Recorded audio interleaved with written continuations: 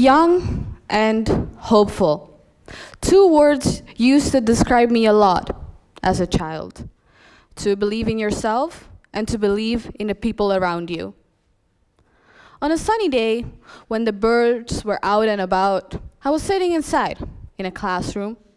I was 10 years old, and I was working on some exercises. I loved my teacher. My biology teacher, she was sitting right next to me.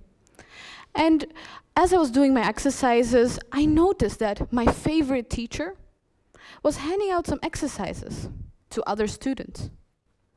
So I raised up my hand. Can I have these exercises as well? No, she said. Not for you. You're not capable of doing these. These words took me by surprise. The teacher that I loved so much that I would take anything for truth, anything she said, I would take for truth, said that I was not capable of doing these. My dreams got shattered. Am I really not that smart? I started not liking school because why would I, if even my teacher said that I'm not capable of it? Self-worth is a very interesting concept. It's really abstract. It's hard to grasp. So what is it? Let me illustrate it to you, because before we start our journey to healing, we need to realize what kind of matters, what kind of pain has hurt our self-worth. Let me sketch two situations for you. Let's start out with the first one. Let's say I have to go out tomorrow, and as I open up my closet, I have a lot of things to choose from. I'm sure you've been in a similar situation where there's so many options and too less time to actually choose what you're gonna wear. So as you open up your closet, you call your friend, because that's probably an easier choice to make. So you call your friend and you ask her, should I go for these dark blue jeans or should I go for this green flowery dress? She tells you, yesterday it snowed, today it's snowing. Are you sure you want to be wearing a dress tomorrow? Rightfully, I decide, let's just go with the dark blue jeans. Would you say this advice is helpful, or would you say this is hurtful?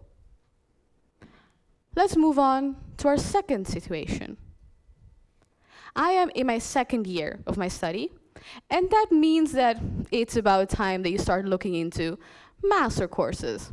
So one day, I open my laptop and I start Googling master courses. And my friend, she walks past me, she looks at my laptop screen, and she asks me, are you sure you want to be applying for this course? It's pretty hard to get in. It might be a waste of your time. A waste of my time. These words rang through my head, powerful words. Would you say this advice is helpful or hurtful? It is very important to realize the power that words have, to realize the power that the people around us have, and it's also very important to realize that the power of self-destructive thoughts. You might now be thinking, is it really that big of a deal? It sounds so small. We're just talking about dress, a course. In this day and age, we get a lot of advice, unasked for or asked for. We have social media that always comments on everything we do. That's why it's really important to realize the consequences of this problem. Research shows that the expectations people have of you actually influence your behavior. In a black neighborhood in America, there was a study done where, since it's a racist neighborhood, there was less expected of the black students. They were expected to perform less. They were expected to be dumber. And what was shown in that research? It was shown that these students actually performed less. Expectations have an effect on how you perform. So now that we know the impact, let's look at what we can do to impact this. What can you do? What can I do? It all comes down to controlling the way you think. Our minds are very powerful, as described in the book Mindset by Carol Dweck. Most of us probably have a fixed mindset right now. What does this mean? It means that you accept your limitations that were set by others. You accept that you have reached your limit and that there's nothing more you can do to achieve your dreams. You often hear phrases like, "This is it. I can't do it. There is nothing for me to do here." I want all of us to go towards a growth mindset. Think about possibilities instead of limitations. Think about what are you capable of and how can you achieve these dreams that you have. Think about phrases like what steps, what can I do. In our context, this means not accepting the expectations that people have of you. It means going for what you want. Let's go back to the little girl we met in the beginning. The girl that had her dreams shattered.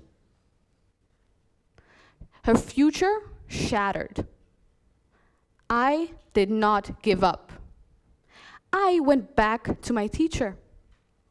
I asked her, "I am capable of doing these exercises, so please, can I have these?" I did these exercises, I put in all my effort, and I gave them back, and I proved that I was capable of doing these. I got where I wanted to be. I achieved my dreams because I changed my mindset. It's because I went from a fixed mindset, where I would have sat down and accepted what the teacher had told me, to a growth mindset, where I defined my own future. I am in university, and I'm doing everything I've always wanted to do. And I'm standing here, right in front of you, to tell you that you can achieve your dreams too. Change your mindset. Be aware of how your thoughts are phrased and try to change it to a growth mindset. Change so you can define your own future. Because only you know what you're capable of. And only you know what you want to achieve in your life. And that's why only you can define your own future. Thank you.